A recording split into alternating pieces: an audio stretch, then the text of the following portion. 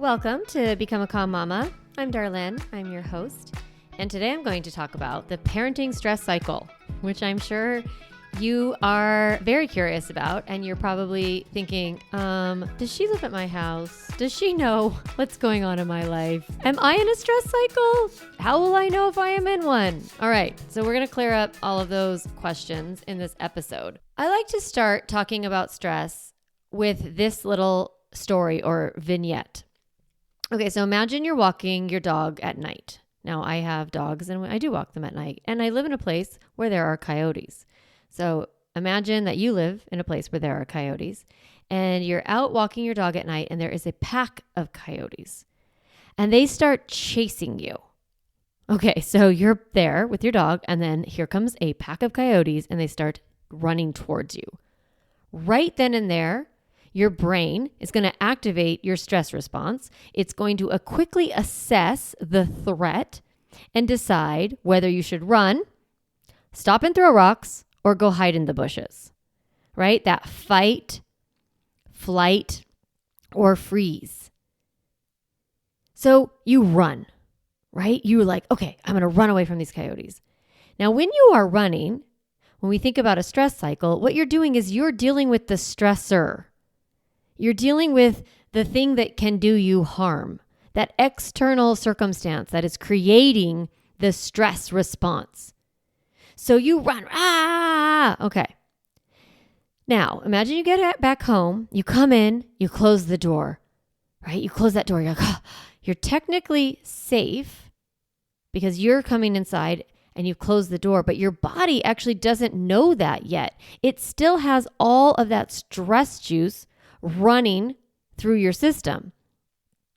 Like the stress response got activated, you ran, and you're creating all that stress juice to activate, to respond to the environment.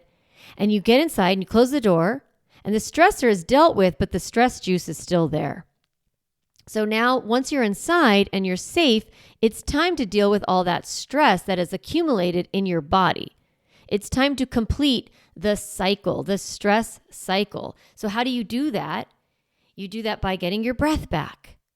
Like start to, okay, whoa, that was it. Oh my God, maybe you tell someone what happened. You walk in the door, your family's there. You're like, you won't believe this is happening. What just happened? There was a pack of coyotes. It was chasing me. And you're like, right? And your family comes around you and they give you a hug and you start shaking and maybe crying. And now when all that release has happened, you've let go of you're not in stress, you're not in the stressor anymore, you're not in that dangerous environment, you're inside and you've dealt with like allowing some of that stress juice to go away. That means that you've had a stress cycle and it has been completed, which is like a big yay, right? Completed my stress cycle. Now we're going to talk about parenting stress cycles and what they look like in a minute, but I want you to imagine the same scenario. You're moms, okay? Imagine, not all of you, but for the most part. Now, you are like outside, you're getting chased by the coyotes, you're freaking out, you get home, and you need a minute to like come down from that stressful experience. Right? You need a chance to deal with that stress juice. But instead, you walk in and all of a sudden, there's another stressor. You walk into the house and your kids are arguing and your husband is yelling at them.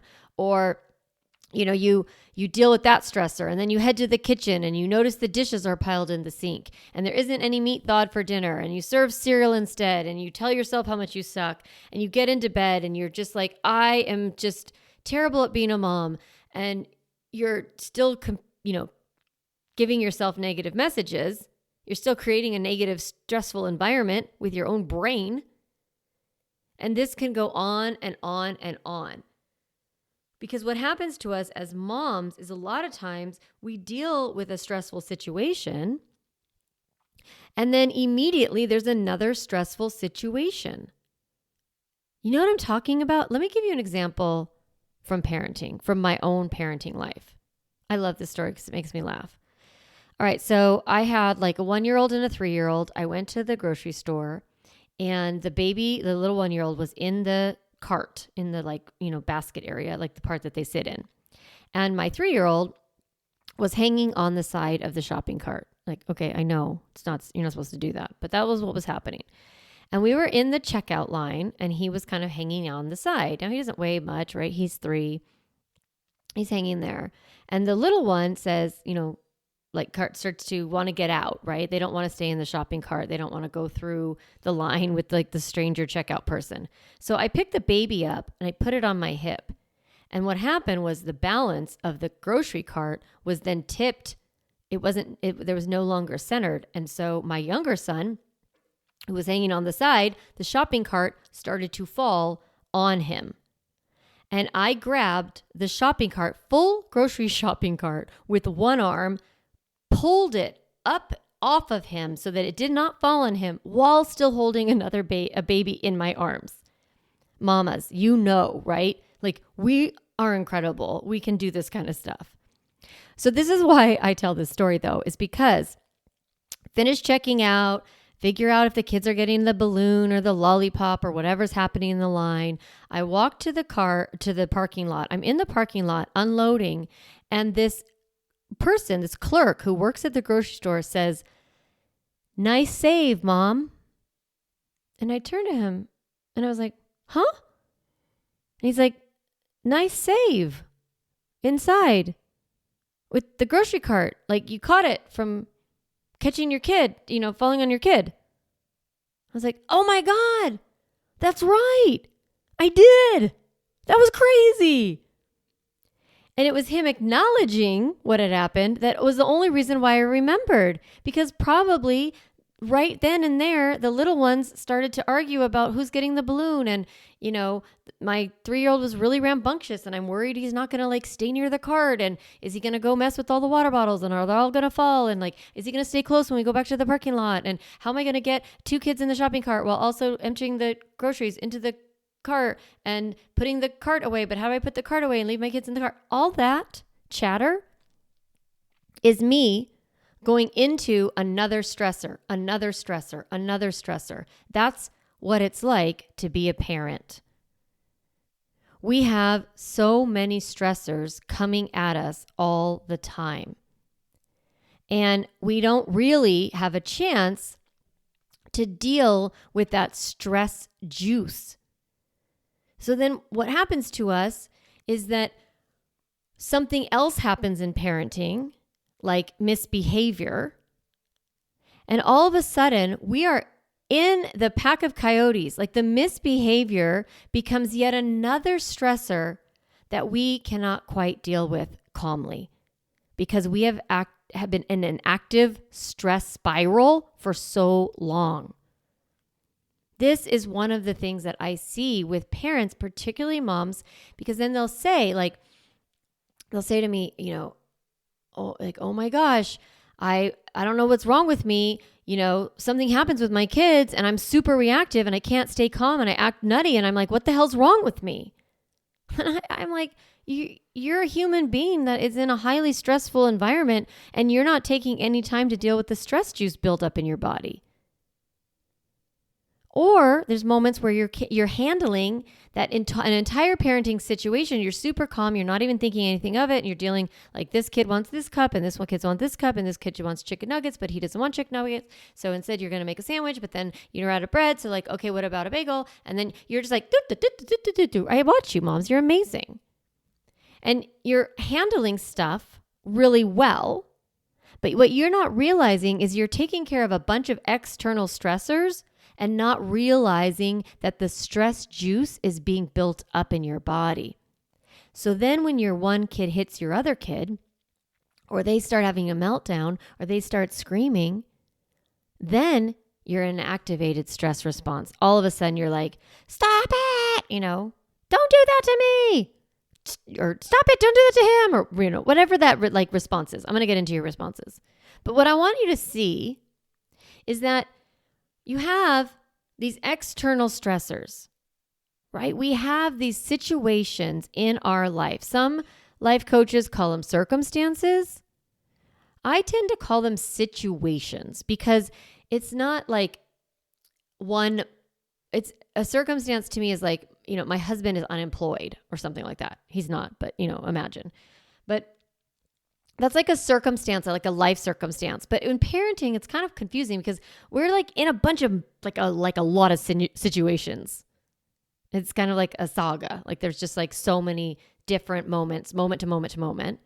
And you're sort of dealing with all of these situations over and over and over again. And what you're not realizing is that stress juice is being built up.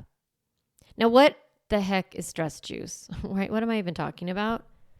I want you to think about that stressors, the external, what's happening in the environment, circumstance, situation, you take your pick, what you want to call it. And then we have stress juice. This is the stress response. It's a chemical cocktail. It's not a cocktail that is delicious. It's a cocktail that is, life. It saves your life, right? It's a chemical cocktail of cortisol, adrenaline, epinephrine. These are neural hormones or neural chemicals. And they actually course through your body and they create that intense stress response. They're good. Stress juice is good. Like we like it because it actually helps us respond to our environment so we don't die. But when we have a lot of stress juice, it's not good to live in chronic stress. It's not good to live in this chronic place of stress juice, stressor, right? That's a cycle that isn't going to feel great. Because when you have too much stress juice, like it's good in short bursts. But when it's built up and not allowed to release, then it clouds your thinking, makes you less ineffective, makes you less effective. It makes you more reactive, right? This whole podcast is Calm Mama, Become a Calm Mama, right? And so we're learning how to become less reactive and less impulsive. We're trying to figure out ways to feel more clarity, to have more energy for our life, to have more time to be with our kids and be present. So what I am teaching you today is that one of the reasons that you're in this stress cycle, parenting stress cycle, is because of stress juice. It's not because of the juice itself, it's because you never really give yourself a chance to reset that stress juice. So I'm going to teach you next week exactly how to reset that stress juice. But I want to talk a few more minutes about the parenting stress cycle. Okay? So when you're sitting there and you have a reactive moment and you're like, what the hell's wrong with me? Like I was so calm earlier and now I'm all reactive, or I'm constantly reacting with my kids. Like that whole what's wrong with me thing, or like I'm a bad mom, or I'm messing up my kids. Like, no, you're not. You're human. You're a human being. You are a normal human being who is responding to stressful situations. There are stressors when we raise kids. They're demanding, right? There's a lot going on. Now, think about some of the behaviors that you're reactive to. A person screaming, a person crying, a person being aggressive, a person arguing with you, peppering you with questions, blaming you, lying to you. Now, if you were like a normal adult with another adult, parents always say that, like, I would never let another adult treat me like I let my kids treat me, right? Because you would put some pretty strong boundaries around that behavior. If somebody was screaming, you're like, oh shoot, they're in danger. If someone is crying, you're like, oh my God, I need to help them, right? In any other life situation, these behaviors would mean that you are in a stressful situation and that you need to do something. Your brain would tell you that you need to protect yourself. You need to get bigger or get louder or fight back or run away. So if you're a normal human, as we all are, and you're having a reactive moment with your kids, just letting you know, that's absolutely normal. Now, there are ways to retrain your brain so that you don't get activated in the first place, so that you don't interpret their behavior like they are a pack of coyotes. That's what's happening. You're like, Your kid is like screaming and your brain is like, I'm being attacked by coyotes. Well, you're not. You have a 3-year-old who doesn't like, chicken nuggets or doesn't want chicken nuggets that day or changes their mind within 10 seconds, which is super annoying, but you're not actually in danger. So we had to train our brains to see the misbehavior or the behavior itself differently. So when we look at that, the behavior that's like screaming and crying and blaming and aggression and, arguing and in your face, then, you're kind of thinking you're in danger. And we want to train you. That's part of why my program is 3 months, is because I want to help you really move through your reactivity and change, change the way you're wired, change your brain wiring to see misbehavior as different. So that's what I'm going to talk about in 2 weeks, is like how to reframe behavior. Now, aggressive behavior is not the only behavior that happens in parenting, right? There's other behaviors that your mind might be thinking like, but okay, what about when they're just dilly-dallying? What about when they're just grumpy? What about when they're just being sad? What about when they have bad grades? What about if they're not being polite? What about if they're rude to a friend? Like, that's not really being chased by coyote behavior, right? So what's that? Why are you reactive to that? It is also because you are a human. It's not because you think you're in danger physically. It's because you think you're in danger socially. We are a social and community-based species. We have a need to feel accepted and included. And so when our kids' behavior threatens that belonging, we will fight to get back that okayness. It's almost existential. We're worried that we're going to be rejected, that we will be rejected by our kids, that our kids will be rejected by society, or that our family will be rejected by the other families because of our kids' behavior. You know what I am talking about, moms, right? This is so normal to worry about that. And that's because we're a community-based social species. We have been a species. We're not lone wolves. I don't know why I have so many like coyote and wolf situations here, but we're not lone wolves. We're a pack of coyotes ourselves. Thankfully, we don't, band together and maraud, although we do as a society. Okay, sorry. We as a species are like, we live in a community. That's how we have kept ourselves alive and survive, right? You've got one person tending the fire, somebody else tending the children, somebody else, going out hunting, someone else, making the food, right? That is partly why we're also very stressed as a family, because we're like, where are all the people who are supposed to help us raise these kids? Because we are social beings, but yet the nuclear family is not really social. So it's another stressor. Just being in a nuclear family is a stressor on our species.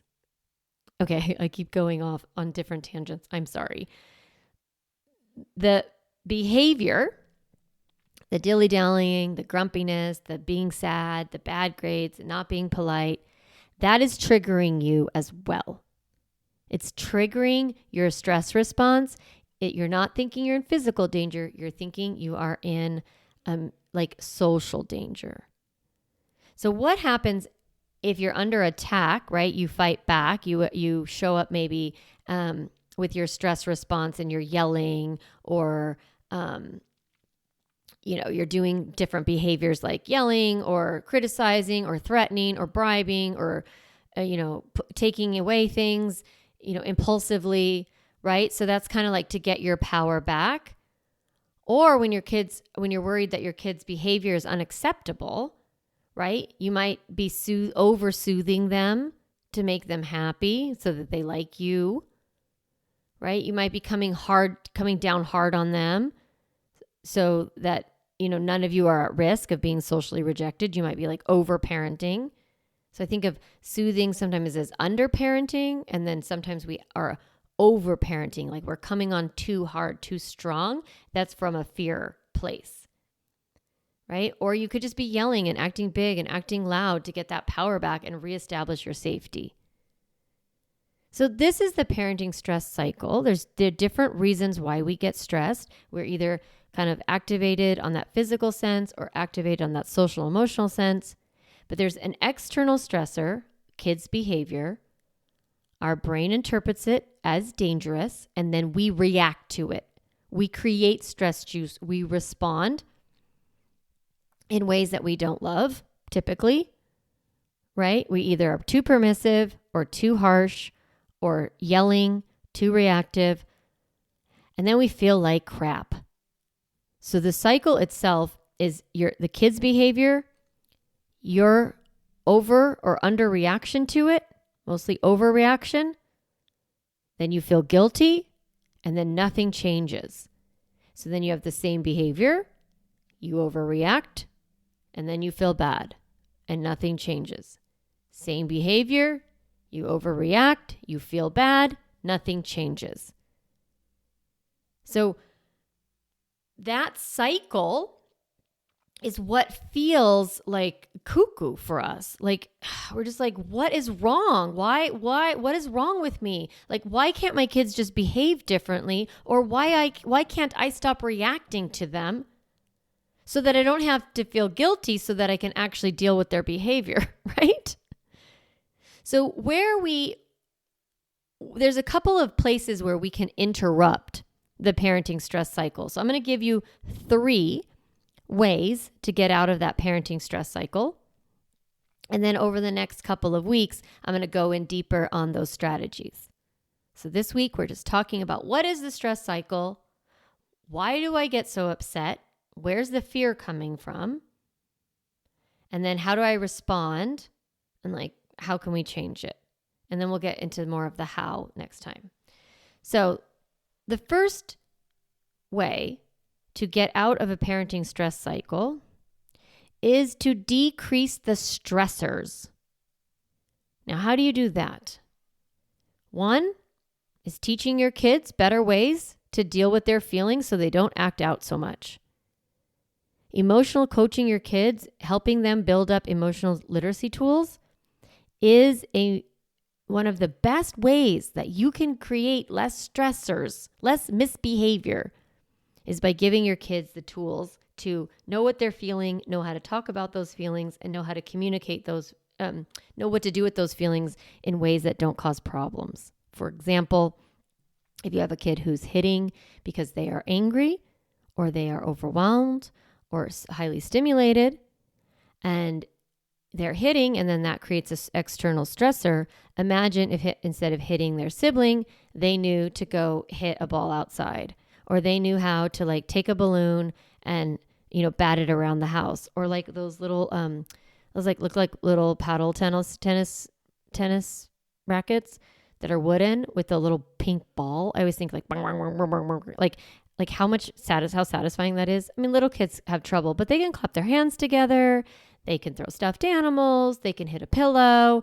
So we want to teach our kids better ways to deal with their feelings, and then we don't have so many stressors, right? Yay. Another way to decrease stressors in your life is by creating more routines, setting better limits so that there's just less friction. And you're like, yeah, darling, of course. Like, if I could get my kids to listen, it would be so much better. And it's like, yeah, that's what parenting is, right? It's setting limits. It's communicating those limits to your kids and then letting them experience the impact of those limits, which are often called consequences. And then when they have feelings about the consequences, we emotionally coach them without changing the situation so that they learn how to cope and deal with hard things. So decreasing the stressors is really like, okay, I want to decrease the level of chaos and behavior in my family. Having routines for bedtime, having routines for the morning, having routines for meals, having routines for cleaning up, having routines for hygiene. These are the types of having a routine for clothes. These are the types of things that kind of create a lot of stress in us because they're just like a lot of friction around these basic, not basic, but like these everyday things. Like I always say, do not weaponize that strategy. against yourself. Don't give up. Oh, that's why. Okay, well, I'm not good at routines. Oh, well, I don't know how to help my kids with their feelings, or my kid's really reactive, or, instead, I really want to invite you to either work with me, connect with me, reach out, Instagram, DM me, or go to the website, calmmamacoaching.com, and book a call with me, because I can help you. Like that's parenting tools, right? It's not something you're supposed to know. Nobody teaches this stuff. So, getting those parenting tools, how do you set a routine up? How do you create a limit? How do you help your kids with their feelings? Okay. So you can get support for that. But that is one way to get out of the parenting stress cycle, is to decrease the stressors. The second strategy to get out of parenting stress cycle is to deal with your stress juice. The more frequently you reset your stress juice, like thinking about that early example, the coyote, right? Like coming down from a moment where you're like, oh my God, that was intense. Like I saw this Instagram reel that made me laugh so hard because it's so true. It's like the 10 seconds that you get as a mom after you buckle your kids in the back seat and you walk to the driver's side and you get in your car, that can be 10 seconds of reset. Or when you finally get those buckles on, buckle, right? I'm terrible at sounds. But when you finally get all those buckles and then it's time to drive off, take a beat, exhale. Jeez, that was a rough morning. Whew. Girl, you did it. Give yourself a little pat on the back. Exhale, shake your body. If you saw me right now, I'm like shaking my shoulders. I'm like, ooh, moving my belly a little bit, move my hips around. That is a way to reset that stress juice. Taking a pause break. I've taught that many times, and we're going to talk about it again next week. But thinking about, how can I walk away from this moment without reacting, and going and reset myself, moving my body, doing mindset work, right? That is how we reset our stress juice, either in the moment or, like I'm going to talk about next week, calm mama breaks. Super important, super valuable. And it's the way we regularly, it's like stress hygiene, right? Just like you take a shower, however frequently you do, or you eat, or you go poop, right? You do these certain things because you know that they're good for your body. And so taking a break, a mama break, is also good. So I'm going to teach you how to do that. That's the second way to get out of a parenting stress cycle. And the third is reframing behavior. So right now, our brain looks at an aggressive behavior, or looks at a bad grade, or looks at like a kid who's sad, and we make that mean a bunch of things. We add meaning to the behavior that then creates stress. We make it mean something about us. We make it something about the future. We look at that behavior and we create a bunch of regret about what we've done in the past. Or we look at that behavior and we use it to blame our partner or the nanny or the teacher. And so reframing behavior, changing the way that you think about misbehavior, helps you not feel so stressed by it. So I'm going to go through in 2 weeks and talk about how we reframe behavior, because that is a very, very powerful tool. So I want to let you know, like in my coaching program, in the Emotionally Healthy Kids course, this is what we do. Like first we start with your stress juice. We get you back to a baseline so that you can learn something new, right? You cannot teach a stressed brain. So I'm not going to bring a bunch of moms in a group and tell them all about how to set up a limit or routine right away, because you can't learn. You're stressed. So we deal with your stress, decrease your stress juice, get you back to a baseline, help you reframe misbehavior so you're not so activated by it. And then I teach you how to create routines and limits, and then also teach you how to give your kids better tools to deal with their feelings so they don't act out. Isn't that amazing? I should call it the Get Out of the Parenting Stress Cycle class because that's really what it is. But we do all of this. We get out of our stress cycle so that we can feel better and have a better relationship with our kids. Absolutely. But really, the big picture goal is to raise emotionally healthy kids. That's why we do this hard work of parenting, is because we want our kids to grow up and not be messed up. Right? All right. So this week, I want you to notice when you are in a stress cycle. That is one of the most important pieces to getting out of one, is just noticing that you're in one. Inviting you to stop judging yourself with that guilt, right? Behavior, reaction, guilt is the cycle.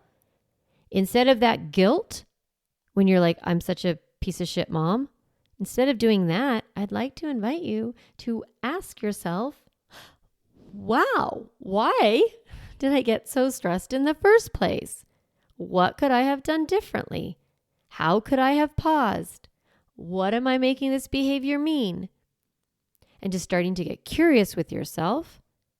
And then next week, you'll get some new tools on how to break out of that stress cycle. So this week, I want you to notice when you are in one. That's your only job for the whole week, is just notice when you lose your shit.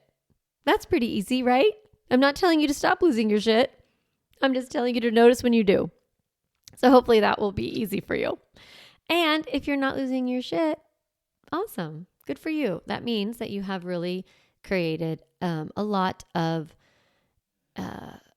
room for you to reset your stress juice as a parent. So be proud of yourself. If you have a lot of stress juice, just know we're going to deal with it over the next couple of weeks. All right, everyone.